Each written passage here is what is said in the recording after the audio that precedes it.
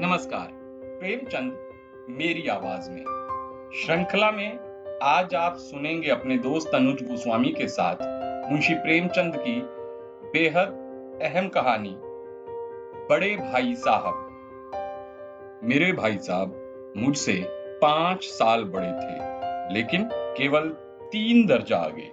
उन्होंने भी उसी उम्र में पढ़ना शुरू किया था जब मैंने शुरू किया, लेकिन तालीम जैसे महत्व के मामले में वो जल्दबाजी से काम लेना बिल्कुल पसंद न करते थे। इस भवन की बुनियाद खूब मजबूत डालना चाहते थे, जिस पर आलीशान महल बन सके।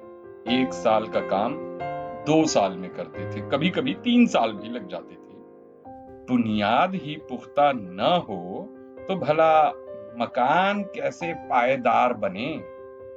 मैं छोटा था और वो बड़े थे। मेरी उम्र 9 साल की थी, वो 14 साल की थी। उन्हें मेरी तंबीह और निगरानी का पूरा पूरा जन्म सिद्ध अधिकार था, और मेरी शालीनता इसी में थी कि उनके हुक्म को कानून समझूं। वो स्वभाव से बड़े अध्ययनशील थे, हरदम किताब खोले बैठे रहते थे और शायद दिमाग को आराम देने के लिए कभी कभी कॉपी पर, कभी किताब के हाशिए पर चिड़ियों, कुत्तों, बिल्लियों की तस्वीर बनाया करते थे। कभी कभी एक ही नाम या शब्द या फिर वाक्य 10-20 बार लिख डालते थे। कभी एक शेर को बार बार सुंदर अक्षरों में नकल करते, कभी ऐसी शब्द रचना करते जिसमें न कोई अर्थ होता, ना कोई सामंजस्य। मसलन एक बार उनकी कॉपी पर मैंने ये इबारत देखी, स्पेशल अमीना, भाइयों भाइयों दरअसल, भाई भाई राधे श्याम, श्रीयुत राधे श्याम, 1 घंटे तक। और इसके बाद एक आदमी का चेहरा बना हुआ था। मैंने बहुत चेष्टा की कि इस पहेली का कोई तो अर्थ समझ पाऊं, लेकिन असफल रहा और उनसे पूछने का साहस तो बिल्कुल ना हुआ। वो 9वीं जमात में थे और मैं 5वीं में। उनकी रचनाओं को समझना मेरे लिए छोटे मुंह और बड़ी बात थी। मेरा जी पढ़ने में बिल्कुल न लगता था। 1 घंटा भी किताब लेकर बैठना मानो पहाड़ था। मौका पाते ही हॉस्टल से निकलकर मैदान में आ जाता और कभी कभी कंकड़ियां उछालता, कभी कागज की तितलियां उड़ाता, और कहीं कोई साथी मिला तो फिर पूछना ही क्या। कभी 4 दीवारी पर चढ़कर नीचे कूद रहे हैं, तो कभी फाटक पे सवार होके उसे आगे पीछे चलाते हुए मोटर कार का आनंद उठा रहे हैं। लेकिन कमरे में आते ही भाई साहब का वो रौद्र रूप देखकर प्राण सूख जाते। उनका पहला सवाल होता, कहाँ गए थे? हमेशा ये सवाल उसी ध्वनि में पूछा जाता था और इसका जवाब मेरे पास केवल मौन था। न जाने मेरे मुंह से ये बात क्यों ना निकलती कि जरा बाहर खेल रहा था। मेरा मौन कह देता था कि मुझे अपना अपराध स्वीकार है और भाई साहब के लिए इसके सिवा और कोई इलाज न था कि स्नेह और रोष से मिले हुए शब्द मेरा सत्कार करें। इसी तरह अंग्रेजी पढ़ोगे तो जिंदगी भर पढ़ते रह जाओगे और एक हरफ ना आएगा। अंग्रेजी पढ़ना कोई हंसी खेल नहीं है कि जो चाहे पढ़ ले, नहीं तो ऐरा गैरा नत्थु खैरा सभी अंग्रेजी के समान विद्वान हो जाए। यहाँ मुझे देखो, दिन रात आंखें फोड़नी पड़ती हैं और खून जलाना पड़ता है, तब कहीं ये विद्या आती है। और आती क्या है?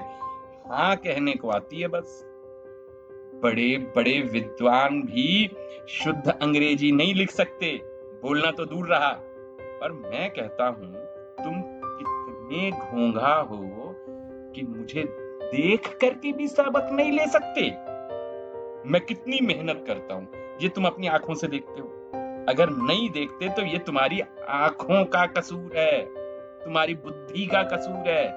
इतने मेले तमाशे होते हैं, कभी देखा तुमने मुझे कि मैं जाऊं और फिर तुम बात करते हो? रोज ही क्रिकेट और हॉकी मैच, मैं पास नहीं फटकता है, और तुम्हारे रोज मैच हमेशा पढ़ता रहता हूं, उस पर भी एक एक दर्जे में 2-2 3-3 साल पढ़ा रहता हूं। फिर तुम कैसे आशा करते हो कि तुम यूं खेल कूद में वक्त गंवा कर पास हो जाओगे? मुझे तो 2-3 साल लगते हैं, तुम उम्र भर एक ही दर्जे में पड़े सड़ते रहना, समझे? आ रही है बात कुछ खोपड़ी में? अगर तुम्हें इसी तरह उम्र गंवानी है तो बेहतर है कि घर चले जाओ और मजे से गुल्ली डंडा खेलो। दादा की गाढ़ी कमाई के रुपए क्यों बर्बाद कर रहे हो? मैं ये लताड़ सुनकर आंसू बहाने लगता, और जवाब ही क्या था, अपराध तो मैंने किया ही था, लताड़ कौन सहे। भाई साहब उपदेश की कला में निपुण थे, ऐसी ऐसी लगती बातें कहते, ऐसे ऐसे सूखती बाण चलाते कि मेरे जिगर के टुकड़े टुकड़े हो जाते और हिम्मत टूट जाती। इस तरह जान तोड़कर मेहनत करने की शक्ति मैं अपने में न पा सकता था, पर उस निराशा में जरा देर के लिए मैं सोचने लगता, क्यों ना घर ही चला जाऊं। जो काम मेरे बूते से बाहर है उसमें अपना हाथ डालकर क्यों अपनी जिंदगी खराब करूं। मुझे अपना मूर्ख रहना मंजूर था, लेकिन उतनी मेहनत से मुझे तो चक्कर आते थे। लेकिन घंटे 2 घंटे बाद निराशा के बादल फट जाते और इरादा करता कि आगे से खूब जी लगाकर पढ़ूंगा। चटपट टाइम टेबल बना डालता, बिना पहले से नक्शा बनाए कोई स्कीम तैयार किए काम कैसे शुरू करूं। टाइम टेबल में खेल कूद की मद बिल्कुल उड़ जाती। सुबह सवेरे उठना, 6 बजे हाथ मुंह धोना, नाश्ता कर पढ़ने बैठ जाना, 6 से 8 तक अंग्रेजी, 8 से 9 तक हिसाब, 9 से 9:30 तक इतिहास, फिर भोजन और स्कूल, 3:30 बजे स्कूल से वापस, आधा घंटा आराम, 4 से 5 तक भूगोल, 5 से 6 तक ग्रामर, आधा घंटा हॉस्टल के सामने ही टहलना, 6:30 से 7 तक अंग्रेजी कंपोजिशन, फिर भोजन करके 8 से 9 तक अनुवाद, 9 से 10 तक हिंदी, 10 से 11 तक विविध विषय, फिर विश्राम। यही टाइम टेबल बनाता था। मगर टाइम टेबल बना लेना एक बात है और उस पर अमल करना दूसरी बात। पहले ही दिन से उसकी अवहेलना शुरू हो जाती। मैदान की वो सुखद हरियाली, हवा के वो हल्के हल्के झोंके, फुटबॉल की उछल कूद, कबड्डी के दांव घात, वॉलीबॉल की वो तेजी और फुर्ती मुझे अज्ञात और अनिवार्य रूप से अपनी ओर खींच लेती, और वहां जाते ही मैं सब कुछ भूल जाता। वो जानलेवा टाइम टेबल, वो आंखें फोड़ पुस्तकें, किसी की याद न रहती, और फिर भाई साहब को नसीहत और फजीहत का अवसर एक बार फिर मिल जाता। मैं उनके साये से भागता, उनकी आंखों से दूर रहने की चेष्टा करता, कमरे में इस तरह दबे पांव आता कुल खबर ना हो। उनकी नजर मेरी ओर उठी और समझो मेरे प्राण निकले। हमेशा सिर पर नंगी तलवार सी लटकती मालूम होती थी, फिर भी जैसे मौत और विपत्ति के बीच में भी आदमी मोह और माया के बंधन से जकड़ा रहता है। मैं फटकार और घुड़कियां खा करके भी खेल कूद का तिरस्कार बिल्कुल न कर पाता। सालाना इम्तिहान हुआ, भाई साहब फिर फेल हो और मैं पास हो गया और दर्जे में प्रथम भी आया। मेरे और उनके बीच में केवल 2 साल का अंतर रह गया। जी में आया भाई साहब को आड़े हाथों लूं। क्यों, आपकी वो घोर तपस्या कहाँ गई? मुझे देखिए, मजे से खेलता भी रहा और दर्जे में अव्वल भी हूं, लेकिन वो इतने दुखी और उदास थे कि मुझे उनसे दिली हमदर्दी हुई। और उनके घाव पर नमक छिड़कने का विचार मुझे लज्जास्पद मालूम पड़ा। हाँ, अब मुझे अपने ऊपर कुछ अभिमान जरूर हो गया और आत्माभिमान भी बढ़ा। भाई साहब का ये रोब मुझ पर न रहा। आजादी से खेल कूद में शरीक होने लगा। दिल मजबूत था। अगर उन्होंने फिर मेरी फजीहत की तो साफ कह दूंगा, अपने आप खून जलाकर कौन सा तीर मार लिया आपने? मैं तो खेलते खेलते दर्जे में अव्वल आ गया। जबान से ये हेकड़ी जताने का साहस होने पर भी मेरे ढंग से साफ जाहिर होता था कि भाई साहब का वो आतंक मुझ पर नहीं है। भाई साहब ने इसे भांप लिया। उनकी सहज बुद्धि बड़ी तीव्र थी और एक दिन जब मैं भोर का सारा समय गुल्ली डंडे को भेंट करके ठीक भोजन के समय लौटा तो भाई साहब ने मानो तलवार खींच ली और मुझ पर टूट पड़े। इस साल पास हो गए और दर्जे में अव्वल आ गए, दिमाग हो गया है।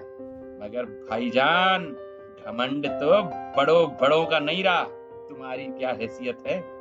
इतिहास में रावण का हाल तो पढ़ा ही होगा। उसके चरित्र से तुमने कौन सा उपदेश लिया या यूं ही पढ़ गए? महज इम्तिहान पास कर लेना कोई चीज नहीं है। असल चीज है बुद्धि का विकास। रावण भूमंडल का स्वामी था।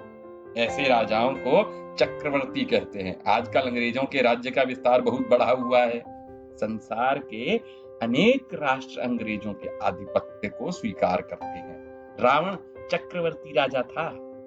संसार के सभी महीप उसे कर देते थे। बड़े बड़े देवता उसकी गुलामी करते थे। आग और पानी के देवता भी उसके दास थे और उसे एक चुल्लू पानी देने वाला भी कोई नहीं बचा। आदमी और जो कर्म चाहे करे पर अभिमान न करे। अभिमान किया और दीन दुनिया दोनों से गया। शैतान का हाल भी पढ़ा ही होगा तुमने। उसे भी यही अभिमान हो गया था कि ईश्वर का उससे बढ़कर सच्चा भक्त कोई नहीं है। अंत में ये हुआ, स्वर्ग से नरक में ढकेल दिए गए जनाब। शाहे रूम ने भी एक बार अहंकार किया था, भीख मांग मांग कर मरा। तुमने भी अभी केवल एक दर्जा पास किया है और अभी तुम्हें इतना घमंड, तुम्हारा सिर फिर गया। तब तो तुम पढ़ चुके इसके आगे। ये समझ लो कि तुम अपनी मेहनत से पास नहीं हुए हो। अंधे के हाथ बटेर लग गई है, बटेर। मगर बटेर केवल एक ही बार हाथ लगती है लल्लू, बार बार नहीं लगती। कभी कभी गुल्ली डंडे में भी अंधा चोट निशाना पड़ जाता है। इससे कोई सफल खिलाड़ी नहीं हो जाता। सफल खिलाड़ी वो है जिसका कोई निशाना खाली ना जाए। मेरे फेल होने पर ना जाओ। मेरे दर्जे में आओगे तो दांतों पसीना आ जाएगा।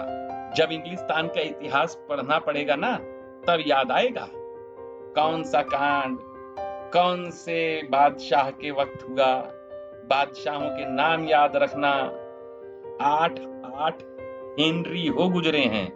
कौन सा कांड किस हेनरी के समय में हुआ, क्या ये याद कर लेना आसान समझते हो?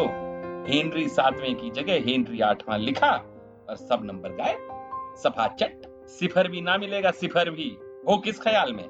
दर्जनों तो जेम्स हुए हैं, दर्जनों विलियम और कौड़ियों चार्ल्स। दिमाग चक्कर खा के गिर पड़ेगा।